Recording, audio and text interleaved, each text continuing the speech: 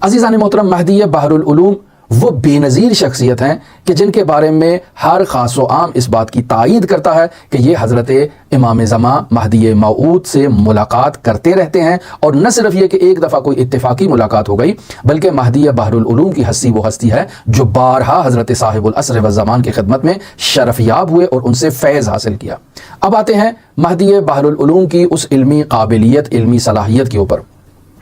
مرحوم شیخ عباس قمی رحمۃ اللہ علیہ کتاب منتہی الاعمال میں اور اس کے علاوہ فوائد الرضویہ میں اس بات کو تحریر کرتے ہیں، اور بھی بہت ساری شخصیات نے اس بات کو تحریر کیا ہے کہ مرزائے قمی جنہوں نے عظیم الشان کتاب قوانین لکھی ہے، وہ بیان کرتے ہیں کہ میں اور سید محمد مہدی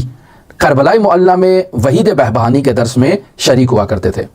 علمی قابلیت کے اعتبار سے سید محمد مہدی بحر العلوم کی قابلیت مجھ سے کم تھی، لہٰذا ہم دونوں آپس میں درس و مباحثہ کیا کرتے تھے، اور اکثر اوقات مباحثے میں درس کو میں پڑھا کرتا تھا اور میں انہیں اس درس کو سمجھایا کرتا تھا جو استاد نے بیان کیا۔ یہ علمی قابلیت بیان کر رہے ہیں مرحوم وحید بہبہانی کے شاگرد مرزائے قمی،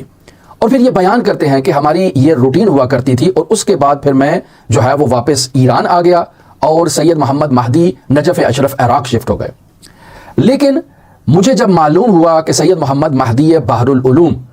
نجف اشرف عراق میں مرجعیت عظمیٰ کے مقام پر فائز ہو چکے ہیں، اور ان کی اس قدر علمی قدرت ہے، اس قدر علمی ابوہت ہے، اس قدر علمی قد ہے، اس قدر علمی نام ہے کہ عالم اسلام کے علماء ان سے فیضیاب ہوتے ہیں، تو میں ورطہ حیرت میں مبتلا ہو گیا کہ یہ کیسے ممکن ہے۔ مہدی بحر العلوم اور میں کربلا میں ایک ساتھ مرحوم وحید بہبہانی کے درس میں شریک ہوا کرتے تھے، اور اس وقت جو مہدی بحر العلوم کی پوزیشن تھی وہ اس قدر قداور علمی شخصیت نہیں تھے، لہٰذا مجھے یہ جو ہے وہ تجسس ہوا کہ میں تحقیق کروں، معلوم کروں کہ ماجرا کیا ہے۔ لہٰذا میں جب نجف اشرف عراق زیارت کے لیے جاتا ہوں تو وہاں میری ملاقات مہدی بحر العلوم سے ہوتی ہے۔ اب یہاں بعض لوگوں نے کہا ہے کہ اس ملاقات میں بیان کیا، اور بعض نے یوں نقل کیا ہے کہ کسی جگہ پر یہ شخصیات آپس میں جمع تھیں اور وہاں علماء اور فقہا کسی علمی موضوع پر بحث کر رہے تھے کہ انہی شخصیات میں ایک مہدی بحر العلوم بھی تھے، اور جب مہدی بحر العلوم نے لب کشائی کرنا شروع کی تو ان کی علمی استعداد اور قابلیت کو دیکھ کر میں ورطہ حیرت میں مبتلا ہو گیا کہ یہ وہ مہدی بحر العلوم نہیں ہے جو کربلا میں میرے ساتھ ہم مباحثی تھا اور میرے ساتھ مرحوم وحید بہبہانی کے درس میں شریک ہوا کرتا تھا۔ لہٰذا میرے تجسس میں اضافہ ہوا، اور میں نے مہدی بحر العلوم سے تنہائی میں سوال کیا کہ ماجرا کیا ہے۔ ہم دونوں تو ایک ساتھ کے کلاسی ہیں، ایک ساتھ درس میں جایا کرتے تھے، مباحثہ کیا کرتے تھے، آپ کی اس وقت کی پوزیشن اور اس وقت کی علمی قابلیت جو ہے وہ آپس میں قابل مقایسہ اور آپس میں جو ہے وہ بہت اس کا فرق ہے، کیا اس کی بنیادی وجہ ہے؟ تو سید محمد مہدی بحر العلوم کہتے ہیں کہ مرزائے قمی یہ ایک راز ہے،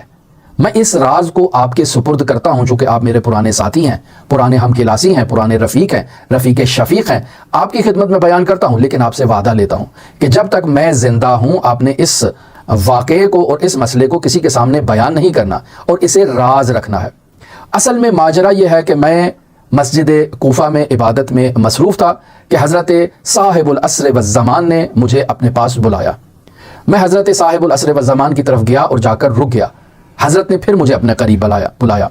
میں حضرت کے احترام کی خاطر مزید کچھ آگے گیا اور پھر جا کر رک گیا، تو حضرت نے مجھے اپنے اتنا قریب بلایا کہ حضرت نے اپنا سینہ میرے سینے کے ساتھ بالکل ملا لیا، اور ہم آپس میں بغل گیر ہوئے، آپس میں انہوں نے میرے سینے کو اپنے سینے سے منتقل کیا، اور اس کے نتیجے میں میرے سینے میں حضرت صاحب العصر والزمان کی اس برکت سے میرے وجود میں وہ علم جو ہے وہ جمع ہو گیا، میرے وجود میں وہ علم آیا حضرت امام زمان اجل اللہ تعالی فرجہ شریف کی عنایت کی بدولت۔ لہٰذا آپ آج جو میری علمی قابلیت اور صلاحیت کو مشاہدہ کر رہے ہیں یہ میری ذاتی نہیں ہے، بلکہ حضرت مہدی موعود کی عنایت ہے۔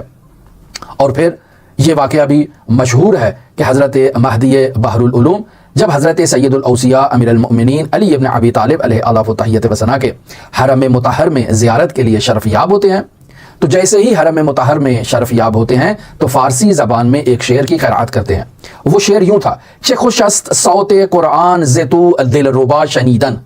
کہ تجھ دلربا کی آواز میں قرآن مجید کو تلاوت کو سننا کس قدر دل نشین ہے، بے رخت نظارہ کردن سخن خدا شنیدن، یعنی تیرے جمال کو مشاہدہ کرنا اور اللہ کے کلام کو سننا کس قدر زیبا ہے، کس قدر خوبصورت ہے۔ اب جب مہدی بحر العلوم سے سوال کیا گیا کہ آپ زیارت کے لیے تشریف لائے ہیں اور تشریف لاتے ہی آپ نے اس شعر کو اپنے ہونٹوں سے جاری کیا ہے، اس کے پیچھے کیا راز ہے؟